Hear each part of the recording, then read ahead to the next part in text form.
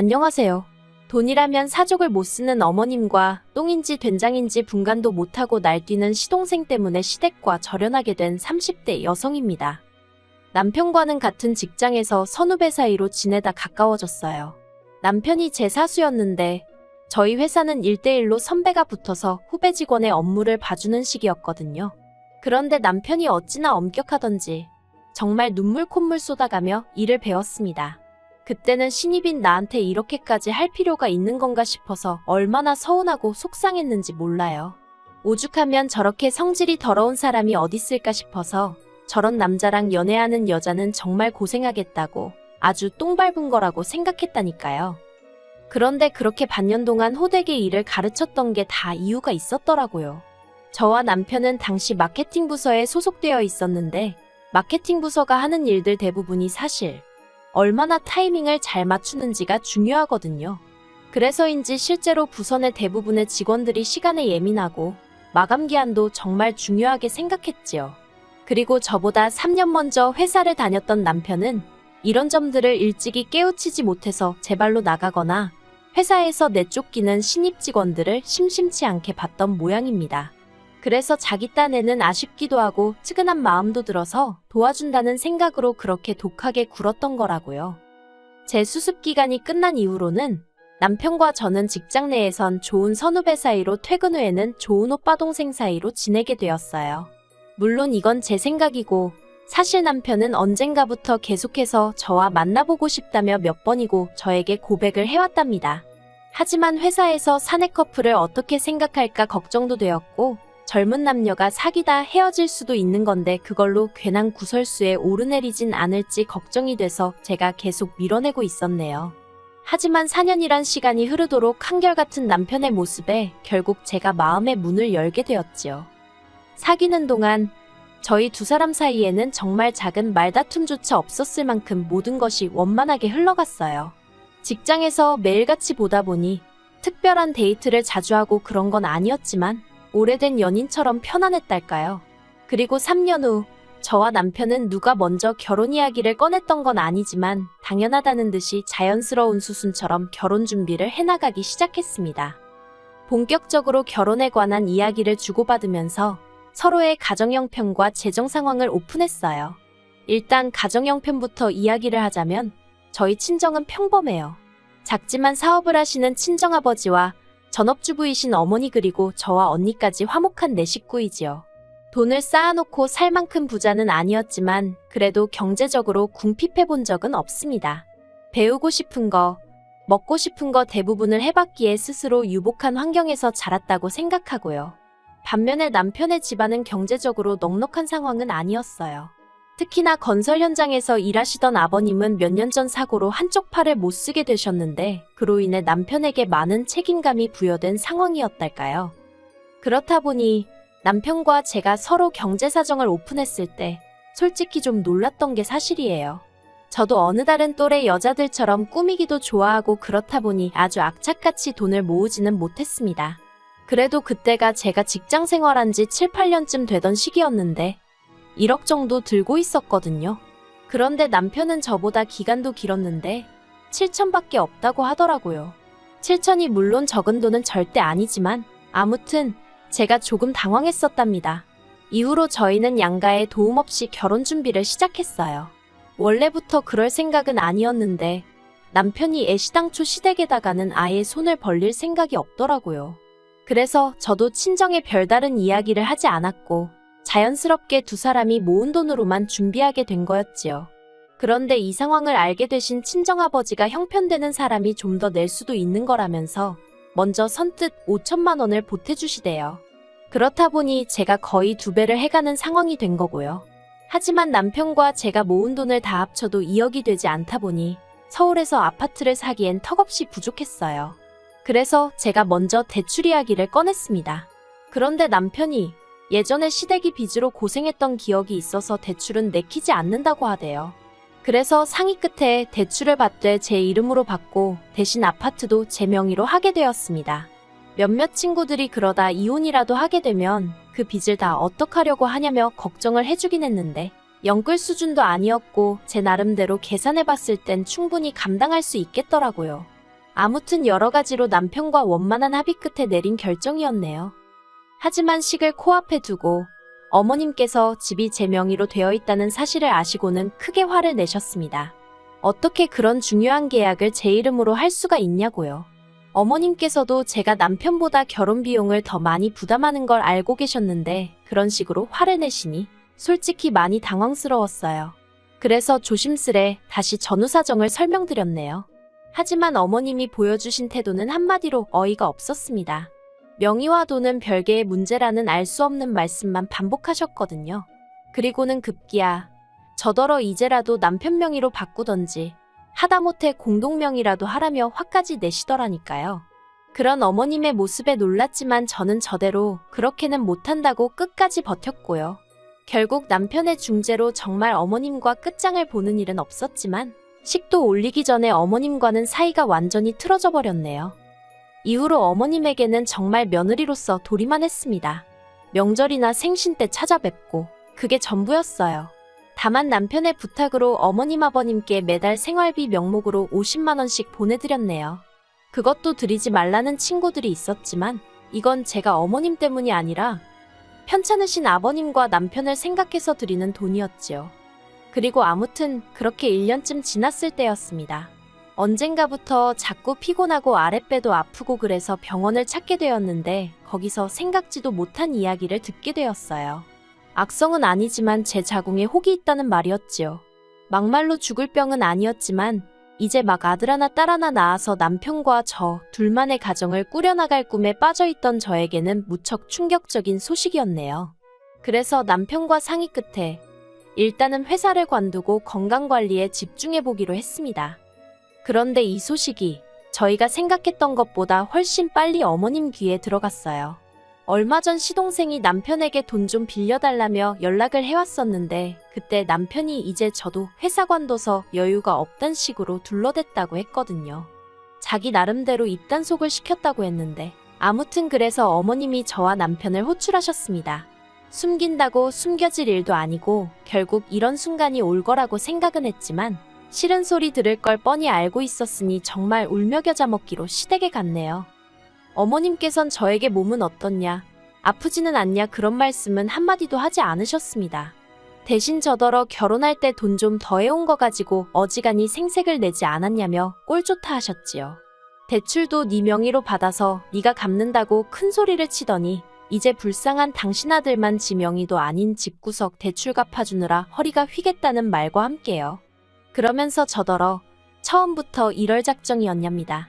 잘난 남자 하나 물어가지고 집구석에 들어앉을 생각이었냐고요. 듣는 내내 정말이지 어디서부터 어떻게 반박을 해야 할지도 모르겠더라니까요. 그런데 그때 남편이 먼저 어머님더러 무슨 말씀을 그렇게 하시냐며 큰 소리를 냈습니다. 어머니더러 대출을 갚아달라고 한 것도 아닌데 왜 당사자인 자기도 가만히 있는데 어머니가 이렇게 유난이시냐고 쪽팔린다고 성질을 내더라고요. 하지만 어머님께선 그런 남편에게 너가 순에 빠져서 등신같이 당하고도 모르는 거라나 아무튼 막말을 퍼부으시고는 저더러 이제라도 가서 공동명의로 바꾸랍니다. 돈은 당신 아들이 벌어오는데 왜 네가 집을 꿰차고 있냐면서 저더러 양심도 없냐면서요. 거기다 낄 자리 안 낄 자리 분간도 못하는 시동생까지 어머님 편이라고 나서서는 저 같은 여자 만날까봐 저같이 어떤 여자가 자기한테 빨대 꽂을까봐 자기가 장가를 못 가겠대나 말 같지도 않은 소리를 하고 앉았더라니까요. 참고로 저희 시동생, 남편 동생이라서 제가 말을 아껴서 그렇지 대학도 중퇴하고 이후로 어머님한테 용돈 받아 쓰는 인간입니다. 무슨 공부라던가 취업 준비를 하는 것도 아니고 길거리 캐스팅으로 연예계에 데뷔하겠다며 맨날 부자 동네 남의 동네 가서 어슬렁거리는 게 일과인 한심한 인간이지요. 고등학교 때 같이 친하게 지내던 친구들 중 2명이 지금 잘나가는 연예인이긴 해요. 그런데 시동생은 학창시절 자기보다 못했던 애들이라면서 매번 까내리기 바쁘고 아무튼 제가 보기엔 30살이나 돼서 왜 저러고 사나 싶고 한심하기 짝이 없었네요. 그런데 그런 시동생이 갑자기 나서서는 저 같은 여자를 보고 남편한테 기생하는 기생충이라고 하는 거라나요. 그리고 그때였습니다. 남편이 진짜 당장이라도 시동생을 한 대 때릴 기세로 말 조심하라고 한마디 하더라고요. 그러자 시동생이 남편더러 형도 정신 좀 차리라면서 지방으로 도망을 가대요. 그러니 이제 어머님은 저 때문에 형제간의 의가 상했다. 이래서 사람이 잘 들어와야 한다. 정말이지 아파서 회사 관뒀다가 별의별 소리를 다 듣고 별의별 꼴을 다 본다 싶었습니다. 집으로 돌아오는 길 내내 남편이 정말 미안하다면서 사과에 사과를 거듭하대요. 하지만 남편이 사과를 했다고 해서 제 마음에 남은 상처가 바로 사라지지는 않았어요. 정말 직장을 관둔 게 제 잘못 같고 남편이 말로는 미안하다고 해도 속으로 외벌이를 하게 된 상황을 어떻게 생각할지 걱정이 되기 시작했지요. 그래서 결국 며칠 후 친정어머니께 어머님으로부터 들었던 폭언들 중 일부만 털어놓았습니다. 솔직히 수위 조절을 정말 많이 하긴 했어요. 있는 그대로 다 말하면 집안 대 집안으로 싸움 날 것 같았거든요. 그리고 제 이야기를 들은 친정어머니께선 이래서 여자도 항상 비상금도 만들어둬야 되고 그런 거라며 아버지와 상의해 보시겠다 하시대요. 그리고 한 달쯤 지났을 무렵 친정어머니께서 저에게 서류 하나를 건네주셨습니다. 바로 어머니가 가지고 있던 상가의 등기부등본이었지요. 저는 이런 건 필요 없다고 건강만 회복하면 바로 다시 직장을 찾을 거라고 몇 번이고 손사래를 쳤어요. 하지만 친정어머니께서 하시는 말씀이 이런 거라도 하나 쥐고 있으면 시어머니가 뭐라고 한들 시쳇말로 너는 떠들어라 하고 넘겨버릴 수 있답니다. 그리고 사실 말이 나왔으니 말이지만 처녀정 모은 돈 결혼에 다 쓰고 그나마 직장까지 관두고 나니까 그렇게 마음이 허할 수가 없었어요. 텅 빈 통장만 보고 있으면 한숨이 절로 나오더라니까요. 아무튼 그렇게 상가를 증여받게 되었습니다. 외벌이를 하게 되었다는 부담에 시달렸을 남편에게도 이 기쁜 소식을 알렸지요. 그런데 남편이 보인 반응은 뜻밖이었습니다. 저희 친정부모님께 몹시 감사해야 하면서도 시댁에는 말하지 말라고 신신당부를 했거든요. 저는 솔직히 당장이라도 어머님한테 상가 이야기를 하고 내가 당신 아들 등골을 빼먹지 않는다는 걸 알려드리고 싶었는데 말이에요. 하지만 제가 돈 자랑하고 싶어서 혹은 어머님께 인정받고 싶어서 환장을 했던 것도 아니고 남편이 말하지 말라는데 굳이 뭐하러 하나 싶대요. 그래서 아무 말도 안 하고 지냈어요. 그런데 얼마 지나지 않아서 남편이 왜 시댁에 말하지 말라고 했던 건지 이유를 알게 되었습니다. 그날은 웬일로 어머님한테 전화가 걸려왔는데 평소에 짜증 섞인 빈정거리는 톤이 아니라 말 그대로 앓는 소리를 내셨어요. 그리고는 하셨던 말씀이 간단하게 정리하자면 시동생이 어떤 여자를 임신시킨 탓에 급하게 식을 올려야 하는데 시동생 장가 보낼 돈이 없답니다. 그러면서 저더러 아파트를 담보로 대출을 좀 받아보라나요? 어이가 없었지요. 그리고 동시에 왜 남편이 어머님한테 상가 이야기를 하지 말라고 했는지 바로 납득이 되대요. 그래서 일단은 대출은 못 받는다고 했어요. 마음으로는 1,000만 원은 해줘야겠다 생각했지만 1,000만 원 얘기하면 2,000만 원 말씀하실 분이셨기에 따로 입 밖에 내지는 않았던 거예요. 하지만 며칠 뒤 시동생이 결혼할 여자를 소개시키겠다며 저희 부부더러 시댁으로 오라고 했던 날이었어요. 솔직히 시동생에 대한 감정은 좋지 않았지만 결혼 자체는 집안의 경사스러운 행사이니 그런 티를 내지는 않았네요. 그리고 그렇게 약속 당일 시댁에 도착했습니다. 어느 정도 어색함이 가시자 시동생은 뭐가 그리 좋은지 술을 연거푸 마셔대기 시작했어요. 그리고 취기가 올라서 그런 건지 뜬금없이 저희 남편더러 나는 형이 불쌍하다 그러는 거예요. 자기 여자친구를 가리키면서 형도 어린 여자를 만났으면 외벌이 같은 건 안 했을 거 아니냐면서요. 뿐만 아니라 또 뭐라더라. 아무튼 자기 여자친구 앞에서 저를 어지간히 깎아내리더라고요. 나중엔 어머님까지 가세해서는 시동생 여자친구더러 저를 닮지 않게 조심하라고 그러시는데 지금 생각해보면 거기서 시쳇말로 뚜껑이 완전히 열린 것 같아요. 남편은 남편대로 한심하다는 듯 어머님과 시동생을 보더니 이 사람 얼마 전에 월세 나오는 상가 증여받았다. 거기서만 한 달에 600~700은 나온다며 제 이야기를 하대요. 그리고는 시동생더러 하는 말이 너 장가갈 때 형수가 1,000만 원은 해주려던 모양이다. 그런데 그거 내가 못 해주게 할 거다 그러더군요. 게다가 그뿐만이 아니었어요. 남편은 어머님께도 아들 외벌이하는 건 그렇게 안쓰러워하시면서 달달이 50만 원씩은 꼭 받아가시지 않냐고 쏘아붙였거든요. 그리고는 어머님더러 어머님 말씀대로 외벌이로 살려니 힘들다며 이달부터 용돈 못 드린다 하더라니까요. 그리고 마지막으로 남편이 시동생 여자친구한테도 한마디 하대요. 재수 씨는 얼마나 들고 시집 오냐면서 아무튼 직장도 잘 다니고 살림도 잘하고 시어머니랑도 살갑게 지내는 좋은 며느리가 되기를 바란다나요. 자기는 자기 와이프 그러니까 저한테 미안하고 안쓰러워서 그런 짓까진 못 시키겠다면서요.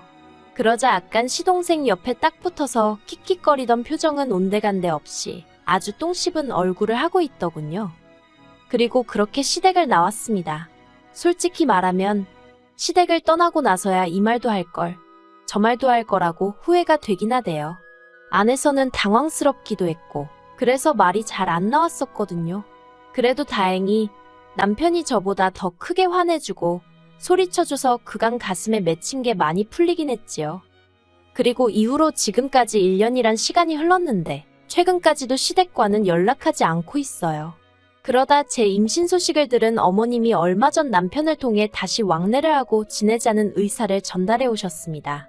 하지만 저는 절대로 안 된다였고 지금도 그 생각엔 변함이 없어요.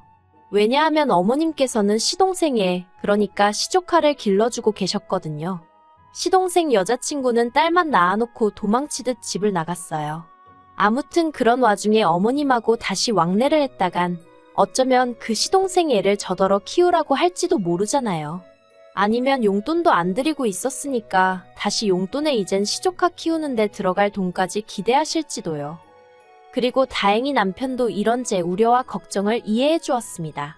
그래서 앞으로도 명절이나 어머님 아버님 생신 같은 날 남편만 잠깐 들려 얼굴을 비추고 오는 정도로 그만큼의 거리를 두고 살기로 했네요.